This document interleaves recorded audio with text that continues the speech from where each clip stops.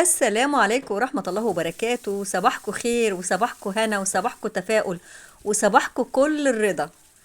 بشكركم جدا جدا على كل كلمة طيبة وكل دعوة جميلة. ربنا يا رب يكرمكم ويطعمكم من الجنة. ربنا يطعم أمة سيدنا محمد صلى الله عليه وسلم من الجنة. ربنا يجازيكم كل خير على كل كلامكم الطيب. ربنا يجعل القليل في ايديكم كتير. ربنا يشفي مرضاكم ويهدلكم أزواجكم ويهدلكم زوجاتكم ويهدلكم أولادكم، اللهم آمين يا رب العالمين. ربنا جميعا يرزقنا حسن الخاتمة. حبايبي الحلوين الغاليين، ما تنسوش تدعوا لبنتي أم آدم إن ربنا سبحانه وتعالى يشفيها ويشفي لها عيالها ويهدي سرها في الأيام المفترجة دي. ويشفي كل مريض، اللهم آمين يا رب العالمين. عايزه اقول لكم بقى موضوع الفيديو ايه النهارده. زي ما انتم شايفين كده انا بغسل الخضار، وعايزه اقول لكم على المدام قالت لي اعملي ايه، وقالت كمان للست اللي بتشتغل عندها دي بقى لها مده تعمل ايه معايا، او تقول لها توصيها عليا ازاي. طبعا ربنا سبحانه وتعالى كرمنا دايما بالناس الطيبين، الناس التقيين، الناس المحترمين. ربنا يكرمنا جميعا نقابل ناس طيبين وناس محترمين وناس يتقوا ربنا، وربنا يكفيكوا اهم حاجة شياطين الانس والجن. سبحانك يا رب. اللهم صل وسلم وبارك عليك يا سيدنا النبي. الحامل اللي بيحصل كده ان الحامل كل التليفون بيميل منه، ولغايه وقتنا هذا مش لاقي حامل عدل. بصراحه قولوا له كده فين الاقي حامل عدل. الله يرضى عليكم ويجازيكم خير. عايزه اقول لكم ربنا سبحانه وتعالى من رحمته علينا خالق طبعا شياطين الجن. دلوقتي بس عايزه اقول لكم على حاجه كده المدام قالت لي عليها وبعدين استأنف الكلام. دلوقتي المدام نظامها مختلف في الاكل، هي دايما اللي بتقولي، وطبعا زي ما بيقولوا في المثل مط يعني اللي يطلبوا منك صاحب الحاجه حاضر ونعم. ما احطش لا تكاتي ولا حركاتي. هنا هقول لكم انا بعمل ايه. هنا انا قطعت بصلايه زي ما انتم شايفين كده، وما تعملوش العمله السوداء بتاعت نصره دي يا جماعه. انا ايدي خدت على السخونيه وخدت على ان انا يعني ما تاثرش قوي قوي يعني بالنار. الحمد لله ونحمد رب العالمين. فانا هنا قطعت بصلايه زي ما انتم شايفين كده، ورشيت عليها ملح وفلفل ودعكتها عشان تطلع الميه بتاعتها وهي على النار. هي مش سخنه قوي، سخنه بس مش قوي، فمحدش يعمل برضو الحركه دي عشان انزل اطلع الميه اللي فيها. وهنا كنت غاسله وراك فراخ، ورحت انا حطها كده هشوحها واقلبها. انا طريقتي تختلف. كل واحد يا جماعه وليه طريقه في اكله، ده كويس وده كويس وده كويس. انا بعمل ايه؟ انا كان عندي انا في البيت مثلا بعمل ايه بقى، بروح حاطه الميه، بغسل الفرخه او بغسل ايا كان الفراخ اللي انا هسلقها. انا بغسلش اللحمه على فكره، لان لو جبت اللحمه اهو وقع تاني، مش عارفه اعمل له ايه البتاع ده. ربنا يهديه بقى، والتليفون ما يحصلوش اي حاجه، لان التليفون ايه، التليفون يا جماعه النهارده لو باظ يلا السلامه، يعني انت عارفين كل حاجه غلط، فربنا يستر. انا دلوقتي بغلي ميه في الكاتل تمام، وبعدين زي ما انتم شايفين كده هشوح الفراخ بالبصل والجزر والتوابل، واكيد طبعا الحبهان وكل القصص دي كلها. وانا زي ما بقول لكم بعمل ايه، بحط ميه بارده وبغسل الفراخ اللي انا هعملها، اللهم صل وسلم وبارك عليك سيدنا النبي، وبحطها في ميه بارده. اول ما تغلي الميه بيطلع الحاجات اللي على الوش اللي انتوا فاهمينها، بشيل كل الحاجات دي.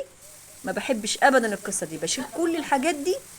فعرفت يا جماعه ان انا بعمل كده، واحط الميه بارده، احط الفراخ فيها بعد ما اغسل الفراخ كويس جدا جدا واصفيها من اي ميه، وبعدين تبتدي الميه تغلي، يطلع يطفو الحاجات اللي على الوش اشيلها. بعد كده بقى احط كل المكونات اللي عندي، جزر، طماطمايه، بصلايه، شويه فلفل، شويه حبهان، شويه ملح، كل القصه دي في الفراخ. تمام. انا بعمل كده، هي وضعها يختلف، لكن ده كويس وده كويس وده كويس. اي حاجة انت بتعمليها ادام انت مقتنع بيها تمام. غلينا المية في الكاتل ونزلنا الفراخ بالبصل بالجزر بالتوابل بتاعتنا، وكمان مش هنسيب الطاسة كده، نحط كمان فيها شوية مية.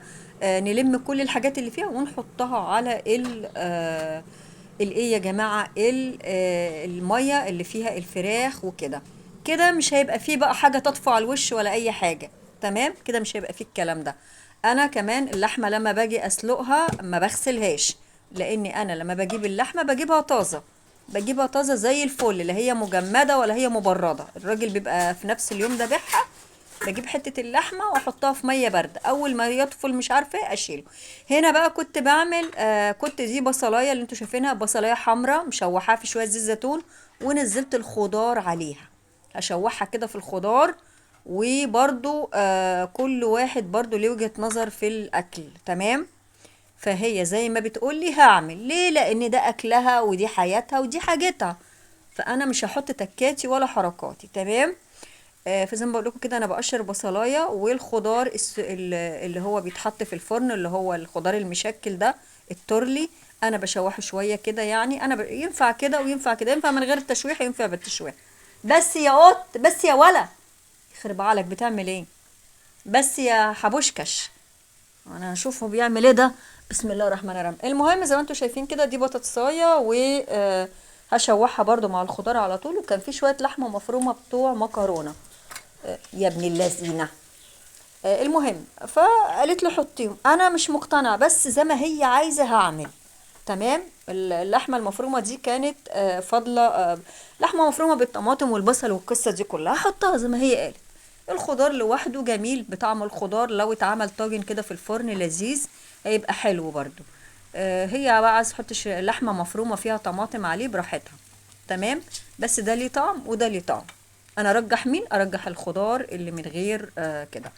تمام. هنا كنت مسويه شويه طماطم كالعاده، ونزلت عليهم صفيتهم كده بالبتاع وبس، وافضيه بقى في طاجن واحطه في الفرن، ياخد ويدي بشكل ودي. المهم عايزه اقول لكم بقى، طبعا زي ما بقول لكم كده ان الست ربنا يكبر بخاطرها يا رب.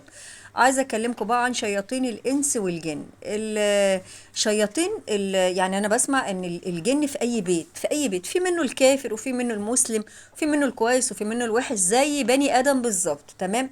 زي بني ادم في ايه؟ بني ادم في الخلق، يعني هو ربنا خالق الشياطين يعني ناس كتير، مش عارفة، يا ربنا خالقهم هما كتير مجموعة، يعني بني آدم وبني الجن. في منه الكويس. دي هنا بقى اللحمة المفرومة اللي أنا كنت أصلا معترضة أحطها، مش عارفة يعني، بس أهو. المهم تمام. اللهم صل وسلم بارك عليك يا سيدنا النبي. كده أنا أحطه في الطاجن وأدخله الفرن. عايزة أقول لكن من رحمة ربنا علينا إن الجن ما يبانش للبني آدم، ما يبانلهوش. ربنا سبحانه وتعالى يعني يعني اخفى الجن، لان اكيد منظره مرعب، واكيد احنا لو شفناه هنتضر، وربنا سبحانه وتعالى ما بيحبش يعذب عباده ولا يأذي عباده، فاخفى شكله عن باقي البشر. ولكن الانسان في شياطين الانس منهم، اللي انا معلش يعني سامحوني، ده حاجه تخصني انا. بتلاقيهم انا بحس ان هم ابشع. يعني لما تلاقي بني ادم شيطان كده يأذيكي بألفاظه، ويأذيكي بكلامه، ويأذيكي بتصرفاته، ويأذيكي بحقده، ويأذيكي بأي أذية، بيبقى والعياذ بالله يعني أبشع.